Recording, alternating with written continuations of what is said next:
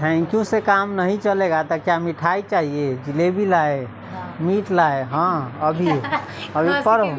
हाँ खसी के मीट बाद में आएगा, पहले भी पढ़ो।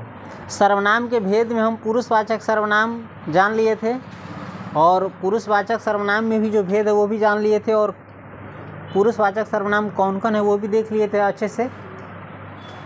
अब हम जानेंगे सर्वनाम का दूसरा भेद क्या था, निश्चयवाचक। कौन वाचक? निश्चय का अर्थ होता है निश्चित, जिसमें कन्फ्यूजन न रहे, क्लियर हो। समझे? समझा? तो इसका परिभाषा देखो, जिस सर्वनाम से पास या दूर किसी व्यक्ति या वस्तु का बोध हो उसे निश्चयवाचक सर्वनाम कहते हैं। जैसे यह, वह। इन दोनों से बोध होता है किस चीज़ का? किसी वस्तु के दूर होने का या पास होने का। यह का मतलब कोई वस्तु पास में है, चाहे व्यक्ति पास में है, और वह का मतलब कोई चीज़ क्या है? दूर है, चाहे तनके दूर कैला न रहे लेकिन दूर है। तो यह वह क्या है? निश्चयवाचक सर्वनाम है।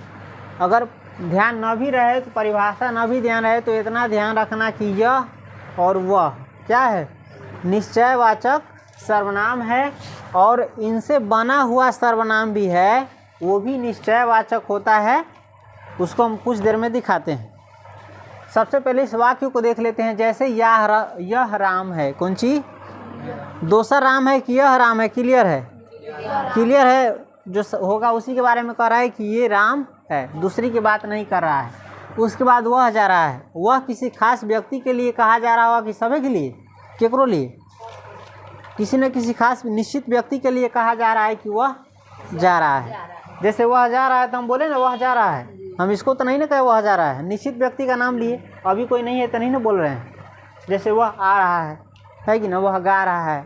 तो यह वह क्या होता है? निश्चयवाचक सर्वनाम।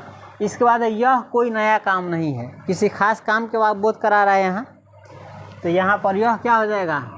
निश्चयवाचक सर्वनाम। रोटी मत खाओ क्योंकि वह जली है। सब रोटी की बात कर रहा होगा, किसी निश्चित रोटी की, किसी निश्चित रोटी जो जला होगा उसी की बात कर रहा है। तो यहाँ पर वह क्या बन रहा है? निश्चयवाचक सर्वनाम।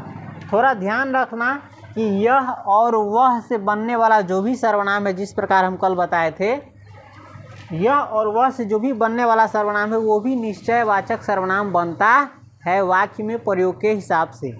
समझा? जैसे देखो यह से बना है, देख लो वीडियो में अच्छे से, है ना? यह से बना है ना, यह, इसने, इसको, इसे, इससे, इसे, इसको, इससे, इसका, इसकी, इसके, इसमें, इस पर। अब बहुवचन में देखो, ये, इन्होंने, ये, इनको, इन्हें, इनसे, इन्हें, इनको, इनसे, इनका, इनकी, इनके, इनमें, इन पर। ये सब भी क्या काम करेगा? कहीं कहीं पर निश्चयवाचक सर्वनाम का अर्थ पकड़ेंगे। जैसे इन पर मुकदमा चल रहा है। कौन सी चल रहा है? यानी कोनो केस की कार्यवाही। तो सब व्यक्ति की बात कर रहा है कि नहीं, खास व्यक्ति के बारे में कह रहा हो कि इस पर मुकदमा चला है, इसी के बारे में कहेंगे इस पर मुकदमा चल रहा है, चाहे इस पर कार्यवाही हो रही है, चाहे ये भी बोल सकते इस पर काम हो रहा है। सब पर किस पर? किसी खास के बारे में कह रहा है, तो ये क्या हो गया? निश्चयवाचक सर्वनाम। चाहे उस पार नदी है, निश्चित है, तो उस पार भी क्या होगा? निश्चयवाचक सर्वनाम। इसको हम डिटेल्स में पढ़ाएंगे, वाक्य जब परीक्षा का क्वेश्चन समझाएंगे उसमें। समझ गया? निश्चयवाचक सर्वनाम। यह वह क्या है? निश्चयवाचक सर्वनाम है। और यह से बनने वाला जो भी सर्वनाम था वो भी निश्चयवाचक सर्वनाम होता है। समझ गया? और वह से तो देखा नहीं, वह से भी देख लो। वह से बनने वाला सर्वनाम यही ना है, वह, उसने, उसे, उसको, एक वचन में ही, उससे, उसके द्वारा, उसको, उसे, उसके लिए, उससे, उसका, उसकी, उसके, उसमें, उस पर। उसके बाद क्या है? वे, उन्होंने, उन्हें, उनको, उनसे, उनके द्वारा, उनको, उन्हें, उनके लिए, उनसे, उनका, उनकी, उनके, उनमें, उन पर। ये सभी क्या है? निश्चयवाचक सर्वनाम बनेगा।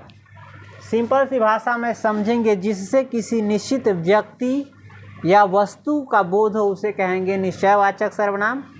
या जिनसे किसी पास या दूर स्थित वस्तु के बारे में बोध हो उसे कहेंगे निश्चयवाचक सर्वनाम। समझ गया? देखो, ज़िंदगी में आगे बढ़ने के लिए हम पहले कहते थे, अब तो ज़्यादा नहीं बोलते हैं। दुकान वाला से किसान क्या खरीदता है? बीज खरीदता है, और उससे क्या करता है? उसी बीज को 1 बोरा खरीदेगा, 10 बोरा बनाएगा, 50 बोरा बनाएगा, 100 बोरा बनाएगा। क्यों? अपने मेहनत से। कि दुकान वाला के मेहनत से।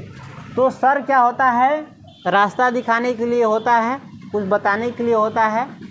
लेकिन सर से सीख करके तुम अपना जितना दिमाग लगाओगे, जितना मेहनत करोगे, उतना तुम्हारे ज्ञान में क्या होगी?